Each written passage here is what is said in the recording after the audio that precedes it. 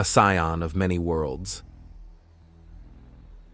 The flight first to Smoothest Silk's home and then to Aridus Valley has turned into an impromptu lesson on how to read the geography and make out the signs of civilization from high above. The little snaking pathways of the roads to and from villages and towns. Furthermore, how to tell them apart from rivers and streams.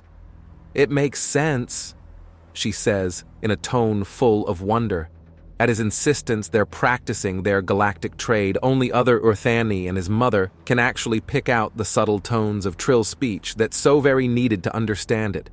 All life needs water, so the forests and plains will be lusher and greener surrounding a source of it. Yes, and life leads into life as well, where the forests, Emmanuel explains before something rises up. "A grand glider," Smoothest Silk exclaims in terror. He stops in the air and flutters. "Don't be afraid. Do not fear it. We've exposed the village. It will attack and—" "No, it won't," Emmanuel counters. "You're going to kill it? With your claws?" "No, you are going to kill it with your storms," he tells her. "What?" she asks in shock.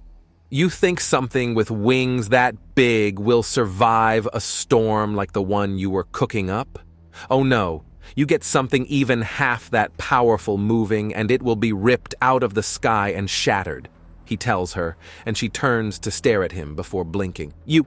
You've got this. So now for your first lesson. The storms begins when winds meet and collide.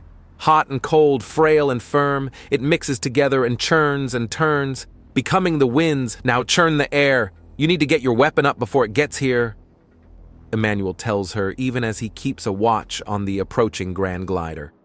"But what if I fail? What if I can't throw it back?" "It won't touch you or your home. I'll make sure of that. But this is too perfect an opportunity for you to learn. You clearly learn by doing, by experimenting, and this is a chance that couldn't be better if I had planned for it.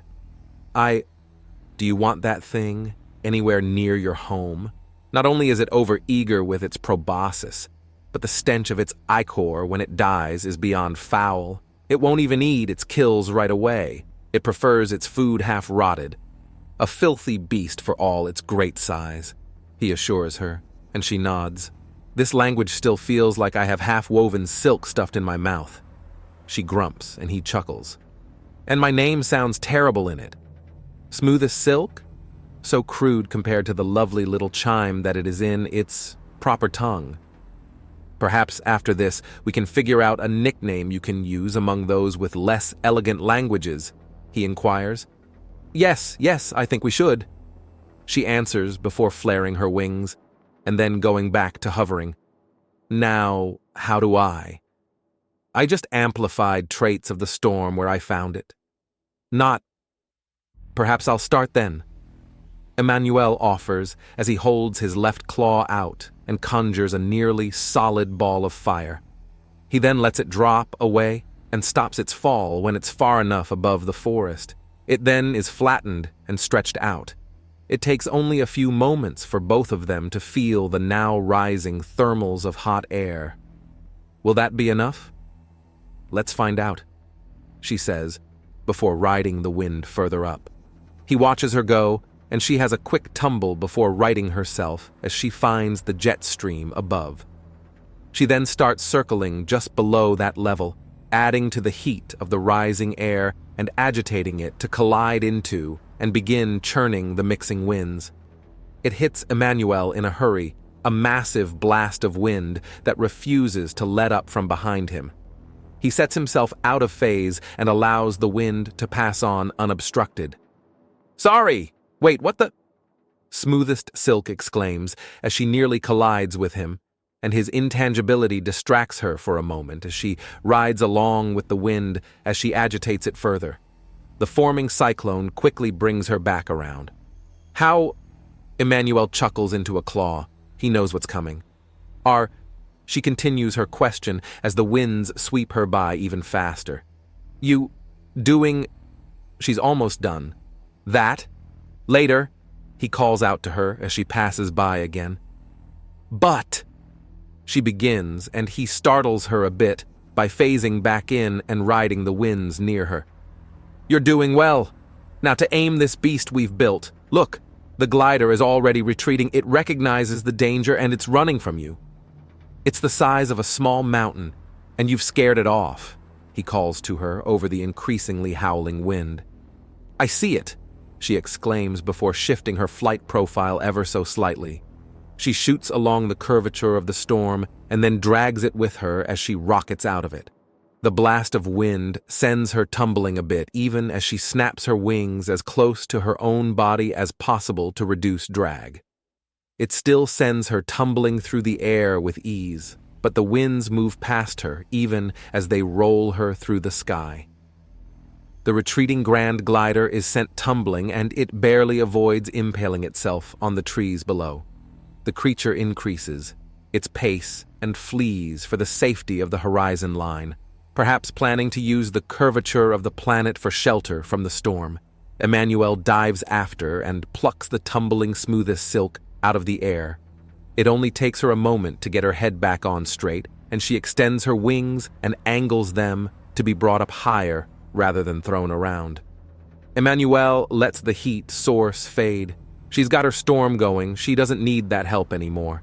He spreads his wings further and rides the storm upwards. Oddly enough, she's not biding its poor. She's just directing it away and letting the sheer power fade as well. "You're letting it go?" he asks her. "It's already leaving. It's not going to hurt anyone. There's no point in killing it," she says, and he lets out a thoughtful noise. "Do you disapprove?" "Not at all. I actually agree. Unless you're hunting or the beast is a danger to others, it's best to just keep a respectful distance. If the creature isn't wise enough to keep that distance, well, then there's often blood. It's the duty of a community's protector to make sure that the blood is of the beast and not the people." "Even if it's the people intruding on the beast's territory?" she asks. "Yes, but in that case, it's even more tragic. But people before animals, always," he says, and she doesn't answer. His antenna can perceive the very thoughtful look on her face. "Now then, I believe that before this learning opportunity arrived, we were heading toward the Aridus Valley, so you can avail yourself of the schools there." "Hold a bit. I need to... What we just did, it was awesome, but you want to make sure it's not the wrong form of awe?" he asks. "Yes. Please excuse me," she says as she starts to flutter downwards and heads towards the village. He gives her a 10 count and then follows at the same pace. This is her home, and for all that he is Orthani as well, he is still an intruder. To say nothing of how odd an Orthani he is. It's a very typical primitive Orthani village, built high in the trees with the boughs supporting thin-walled huts that have silken drapes for doorways and windows. There are old gouges along the massive trees where many Orthani have dug in over the years, and most houses have a loom and wheel in front of them for spinning the raw silk into usable strands, then weaving them into much more useful cloth. There are sweet-smelling flowers, and there are the smells of sweet things being boiled into preserves for later. Where things are really different, though, is that he's actually confronted as he enters. 2 Orthani actually flutter up to him with their claws at the ready. They look normal, but landed more heavily. They must be the ones with literally more guts than the others. "I do declare upon this day, it is your name you must say," the first one says in trill speech before the other nods and pokes him. "Without a lie and upon time else, we have our say," is her threat. Emmanuel Skitterway. It translates not into our more noble way. He replies, and the guardswomen glance at each other. There is a brief look of understanding between the two of them, and they turn back to him. "I do declare that you are a large and strange Orthani," says the first before giving him a cruel grin. "I must know, was it that great beast recently blown away, your mommy?" "I do declare, and I must say. If you wish to insult me, you need a greeter play. He returns as he crouches down to their level. Grand in shape and wing and claw, many antennae, thick of throat, glossy and coat. I must ask, is there a thing I have missed? Have you fire in the gut, like myself and soft mist? The other, less belligerent guard asks. Burning gut I have indeed. I also possess a greatly long life and have come from beyond the stars you see. He answers, and the two look towards each other again. I do declare, his presence is fair, let him on his way, Smoothest Silk declares from within the village. That is a title for beasts. One of the guards protest as he stands up full. Such title implies that he has a peace. Soft mist begins as she starts reaching for Emmanuel's cross. He gently, but firmly swats her claw away. Desist, soft mist, he says, and both women step aside. His long legs take him beyond them, but he doesn't miss them following him. Both of them flattening and unflattening their claws into a more spear-like form. Rather than fleeing to a safe distance to observe many of the Orthani here stand their ground instead, the closest thing to a typical response is when the mothers of the young spread their wings to give their children more thorough protection. You are Jasper Blue, are you not? So named by Elder Granzi of Thorax village? An older Orthani woman with clearly folded up wings asks in galactic trade. She said you didn't know Trill speech. It was a name used before my true one returned. I will not disregard my mother by not using that name. I also remembered Trill speech when my memories returned with my old name as well. He says, avoiding the topic of it, technically being some weird middle ground between reincarnation and resurrection. That's just asking for more confusion. Loss of memory, perhaps not so rare. Still, apparently you have suggest Smoothest Silk to practice the trade tongue so she may be taught within it. The elder states, what happened to you to think that loss of memory is not so rare? When the molting came upon our village, there was a rush of clarity, as if we had been living our lives with a wrapping of silk over our heads, and it was now stripped away, to see the world with clear and open eyes.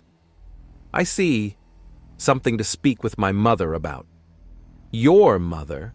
She must have had a terrible reaction to your loss of memory. The elder states, and Emmanuel can only nod. By the by, Elder Granzi spoke of a weeping spider. Had you ever learned what that was about? The spider is my mother, Dr. Morgana Skitterway. She took my losses very, very badly, he says. How does one have a spider for a mother? Is that the source of larger Orthani? No. I'm very odd in many ways. No doubt Smoothest Silk will hear many, many stories about me should she agree to the teaching. Of that teaching, why have you offered it? She has talent, intelligence, and a desire to push both forward. I will see that realized. It would be a crime otherwise. He answers, so my plan is to show her how to swiftly fly to the Aridus Valley so she may go there for teaching, and I will also recommend her to be taught. Why, though? Lakran needs to be stronger. It needs to be wiser. It needs to be more capable and more, well, everything. As such, I will nurture talent and knowledge wherever I can, such as in Smoothest Silk. I see. Then, you have my blessing, Smoothest Silk. Go and learn. If strength over storms is what you are growing, then you must push forward. The elder says. Thank you, Elder Malia. Smoothest Silk says. You will need another name among the other races. They cannot say your name properly, and it flows poorly upon a normal tongue. Elder Malia states before she reaches up and holds Smoothest Silk's head. She then lowers her antenna to touch her gently over the eyes. Silk Storm. Yes, our silk.